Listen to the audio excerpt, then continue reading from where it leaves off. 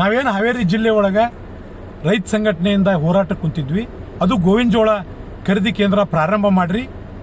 2,400 ರೂಪಾಯಿ ರೇಟು ಮತ್ತು ರಾಜ್ಯ ಸರ್ಕಾರ ಪ್ರೋತ್ಸಾಹಧನ 600, 3,000 ಕ್ವಿಂಟಾಲಿ ಮಾಡಿರಿ.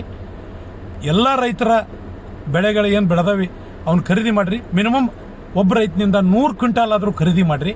ಎಲ್ಲ ತಾಲೂಕಾ ಕಚೇರಿ ಒಳಗೂ ನಮ್ಮದು ಗೋವಿನ ಜೋಳ ಖರೀದಿ ಮಾಡಿರಿ ಅಂತ ಈ ಗೋವಿನ ಜೋಳಕ್ಕೆ ಸಂಬಂಧಪಟ್ಟಂಗೆ ನಾವು ಇಟ್ಟಿದ್ವಿ.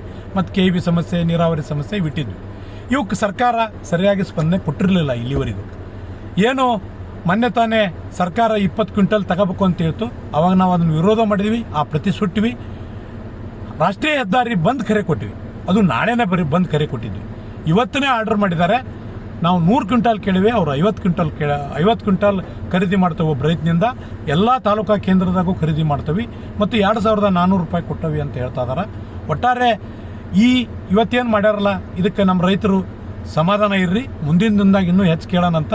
ಇದಕ್ಕೆ ನಾವು ಕರ್ನಾಟಕ ಸರ್ಕಾರಕ್ಕೆ ನಮ್ಮೆಲ್ಲ ರೈತರ ಪರವಾಗಿ ಅಭಿನಂದನೆ ಸಲ್ಲಿಸ್ತೇವೆ. ಇದು ಒಂದೇದು.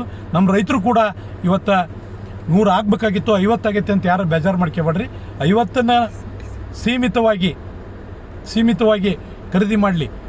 ಈ ನಾವು ಜಿಲ್ಲಾಡಳಿತ ಮತ್ತು ನಮ್ಮ ಪೊಲೀಸ್ ಆಡಳಿತ ಇವರಿಬ್ಬರು ಅಧಿವೇಶನ ಇರೋದ್ರಿಂದ ಇಲ್ಲಿ ಯಾವುದೇ ತೊಂದರೆ ಆಗಬಾರ್ದು ಅಂತೇಳಿ ಹೆಚ್ಚಿನ ಒತ್ತಾಯ ಮಾಡಿ ಸರ್ಕಾರದ ಮೇಲೆ ನಮಗೆ ಈ ಕೆಲಸ ಮಾಡಿಕೊಟ್ರ.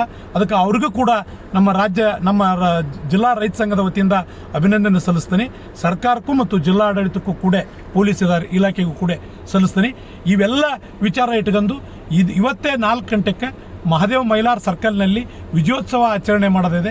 ದಯಮಾಡಿ ನನ್ನೆಲ್ಲ ರೈತ ಬಾಂಧುಗಳು ಆ ವಿಜಯೋತ್ಸವಕ್ಕೆ ಪಾಲ್ಗೊಳ್ರಿ ಅಂತ ಹೇಳ್ತಾ, ಈ ವಿಜಯ ನನ್ನ ಅನ್ನದಾತನ ವಿಜಯ, ಈ ವಿಜಯ ನನ್ನ ರೈತನಿಗೆ ಸೇರಬೇಕು ಅಂತ ಈ ಮೂಲಕ ವಿನಂತಿ ಮಾಡ್ತೀನಿ.